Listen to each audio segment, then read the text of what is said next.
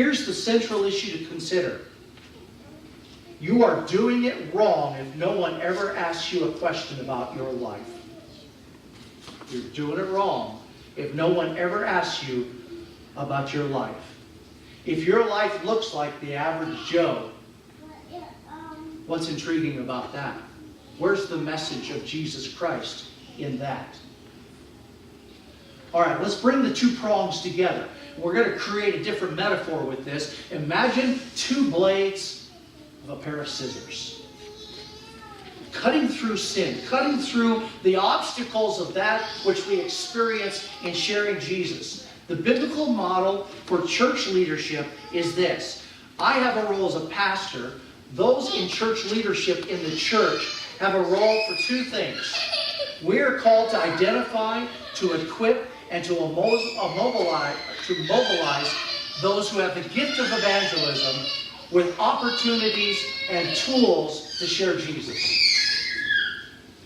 But we are also called, I am also called, and leadership is called, to inspire and equip all believers to live questionable lives for the gospel. And if all believers are living the kind of life that evokes questions from their friends, then the opportunities will rise up for sharing the gospel. And when opportunities come for those who have the gift of evangelism, they can work together to reinforce what you have done just simply by living questionable lives. Opportunities for faith sharing will emerge from questioning unbelievers. They will rise, because if you're living in such a way that surprises, intrigues, entices, then it'll open the door for sharing Jesus Christ. That will be the moment when Donna hands a testament to somebody, that somebody says, you know, somebody the other day did something, and it really baffled me, and I didn't understand how they could do that, and all of a sudden the opportunity for sharing Christ and the plan of salvation is right in her hands. That's the pair of scissors coming together. Let me ask you this. How questionable really is your life? Does it look just like your neighbor's? Is there anything intriguing or surprising that's coming out of you that points to Jesus? If not, maybe I'm not doing a good enough job. Or maybe we can start doing a better job. All right? Part of that responsibility falls on me as a pastor. Hence the reason the Lord has led us to do some of the things that we're doing, including our small group study. Number 4 then, how can we be more questionable?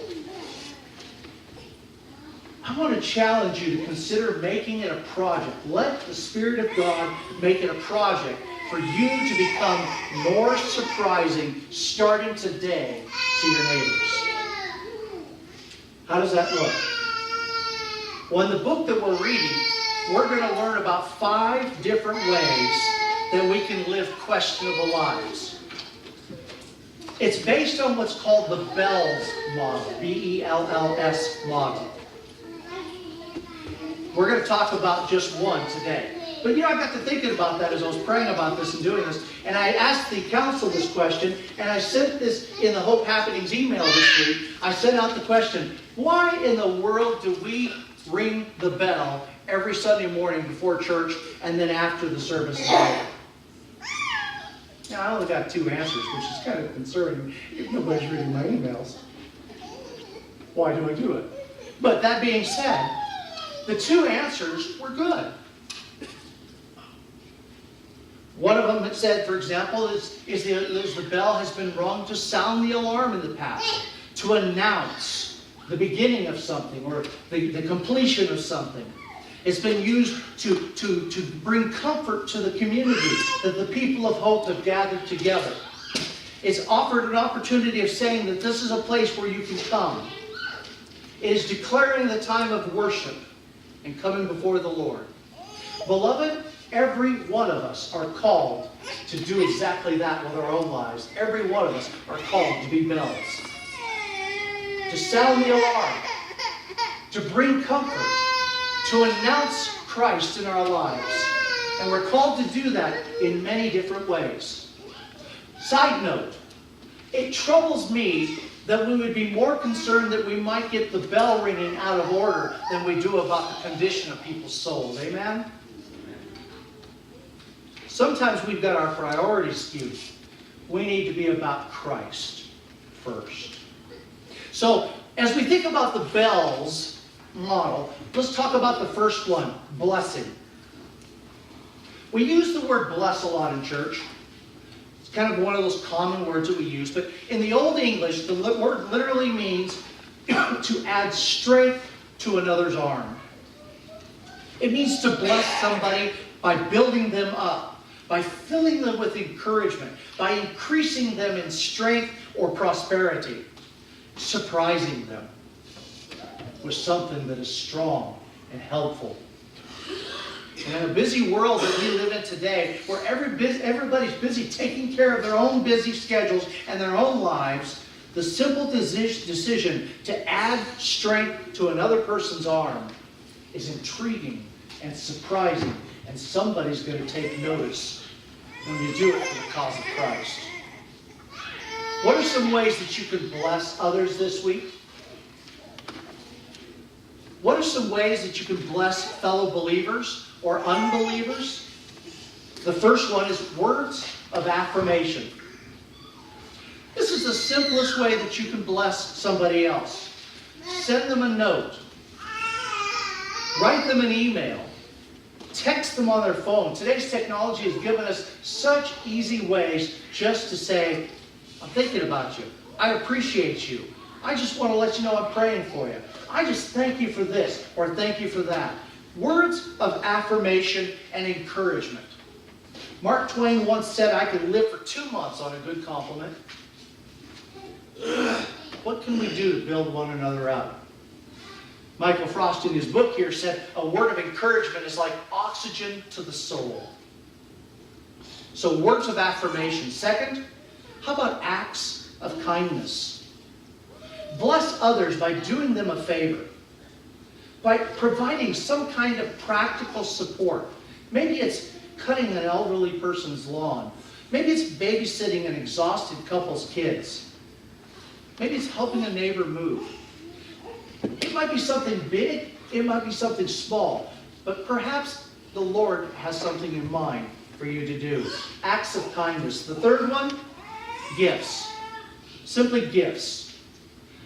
Nothing is more enjoyed than an unexpected random gift given to somebody. Not because it's their birthday, their anniversary, or some other occasion, but just because you were thinking of them and you wanted to share something with them.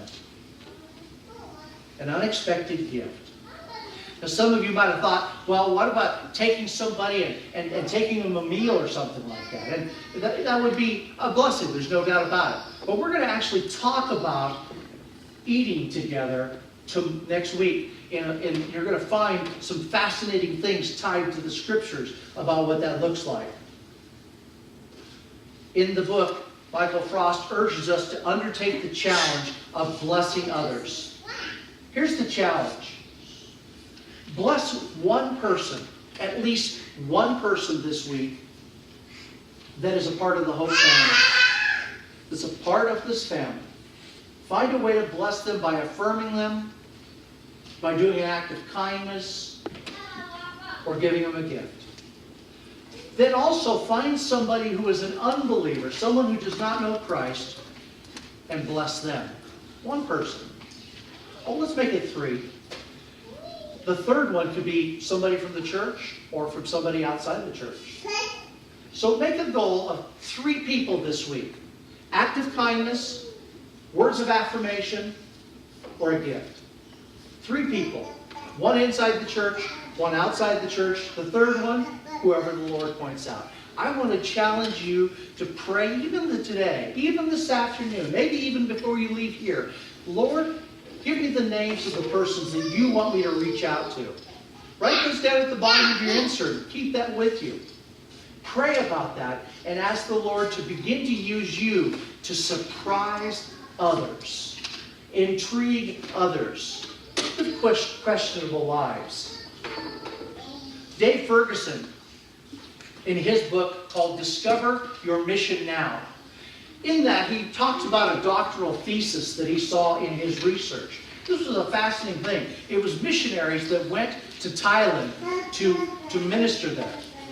One group of these missionaries went and they were categorized as the blessers. And the other group was called the converters.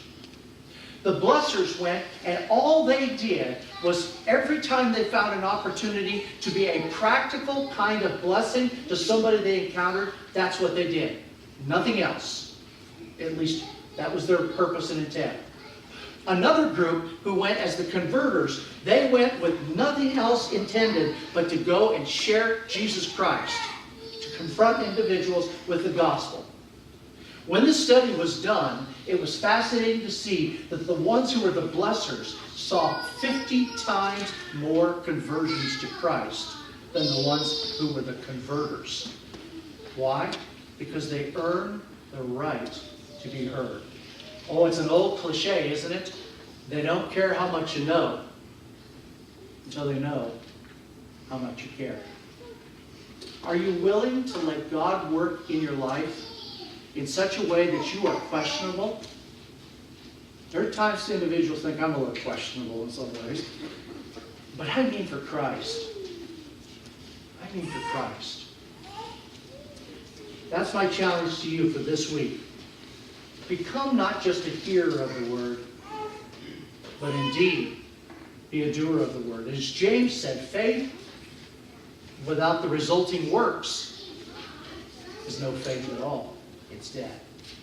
Jesus reached out to the strangers, those who were the untouchables. We saw that in our gospel reading this morning. Jesus was a beautiful example of living questionable lives. He raised a lot of questions. So shall we. Amen. Let's stand together and we'll sing Pass It On.